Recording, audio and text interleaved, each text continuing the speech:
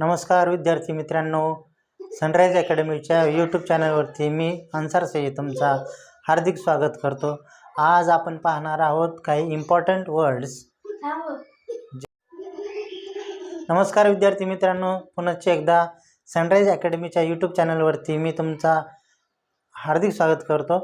आज आपण पाहणार आहोत जे इम्पॉर्टंट वर्ड्स आहेत जे की आपल्याला सेंटेन्स कसे बनवायचे किंवा प्रोनाउनचा उपयोग कशा पद्धतीने केला जातो आपल्या दैनंदिन जीवनामध्ये, ते आज आपण डिटेलमध्ये पाहणार आहोत। या इम्पॉर्टंट वर्डमध्ये जे काही हे पर्सनल प्रोनाउन्स आहेत हे कशा पद्धतीने प्रेझेंट टेन्समध्ये, पास्ट टेन्समध्ये आणि फ्युचर टेन्समध्ये कशा पद्धतीने चेंजेस होतात।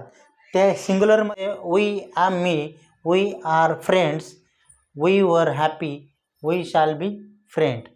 हियर आपण पाहिलं की वी हा पर्सनल प्रोनाउन घेतल्यानंतर त्याचे प्रेझेंट टेन्समध्ये वाक्य, पास्ट टेन्समध्ये वाक्य कसं येईल आणि फ्युचर टेन्समध्ये कसं वाक्य येईल हे आत्ता आपण पाहिलं। या मग आता आपण पाहूया सेकंड पर्सनमध्ये कोणती पर्सनल प्रोनाउन्स असतात ते पाहूया।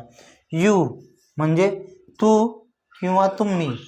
आता पाहूया आपण सेकंड पर्सनमध्ये यू, तुम्ही, तू किंवा तुम्ही। You are smart in present टेन्समध्ये, यू वर स्मार्ट पास्ट टेन्समध्ये वर येईल इथं, आणि फ्युचर टेन्समध्ये you will be at home. अशा पद्धतीनं पास्ट टेन्समध्ये, फ्युचर टेन्समध्ये आणि प्रेझेंट टेन्समध्ये याचे जे काही सेकंड पर्सन बरोबर चेंजेस होतात ते इथं मी दिलेले आहेत। वाटल्यास तर तुम्ही स्क्रीनशॉट काढू शकता। आणि आता पाहूया सिंग्युलरमध्ये थर्ड पर्सन म्हणजे ही शी इटमध्ये पाहूया। ही म्हणजे तो, शी म्हणजे ती, इट म्हणजे ते। त्यानंतर पाहूया ही मध्ये काय येतं changes. He is not there here, he was here, he will be at home. He करता वापरल्यानंतर आपल्याला पर्सनल प्रोनाउन यूज केल्यानंतर कशा पद्धतीने प्रेझेंट टेन्समध्ये इज वापरले जातं, पास्ट टेन्समध्ये वॉज वापरलं जातं आणि फ्युचर टेन्समध्ये विल बी वापरलं जातं। त्यामुळं हे तुम्ही लक्षात ठेवलं पाहिजे। सिंग्युलरमध्ये थर्ड पर्सन शीमध्ये पाहूया। आता शी म्हणजे ती, शी इज ब्युटिफुल, इज लावले तर। पास्ट टेन्समध्ये she was beautiful and she will be sad in the future tense। अशा पद्धतीनं याचा वापर केला जातो। त्यानंतर पाहूया इट, ते। इट इज क्यूट, एखाद्या प्राण्याबद्दल आपण बोलू शकतो इट वापरून। इट वॉज इल, ते आजारी होतं।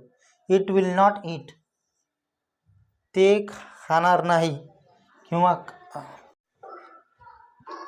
सेकंड पर्सन पर्सनल प्रोनाउनमध्ये पाहूया आपण। यू, तू, तुम्ही। You are smart, you were smart, you will be at home. यूचा वापर आपण प्रेझेंट टेन्समध्ये, पास्ट टेन्समध्ये आणि फ्युचर टेन्समध्ये कशा रीतीने केला हे इथं मी दाखवलं आहे तुम्हाला। त्यानंतर पाहूया सिंग्युलरमध्ये थर्ड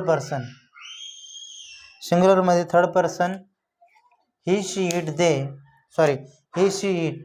ही मध्ये म्हणजे तो, he is not here, he was here, he will not at home future टेन्समध्ये। थर्ड पर्सन शी मध्ये, शी म्हणजे ती म्हणजे स्त्रीलिंगी आहे। She is beautiful, she was beautiful, she will be sad future टेन्समध्ये। इट इज क्यूट, आता it कधी वापरतोय तुम्हाला माहिती आहे, प्राण्यांबद्दल जर उद्देशून प्राण्यांना जर उद्देशून बोलत असेल तर हे इथं इट वापरले प्राण्यांसाठी. It is cute, it was ill, ती आजारी होते. इट विल नॉट ईट, ते खाणार नाही. असं प्लुरल फॉर्ममध्ये दे किंवा दे ते म्हणजे ते अनेक वचने.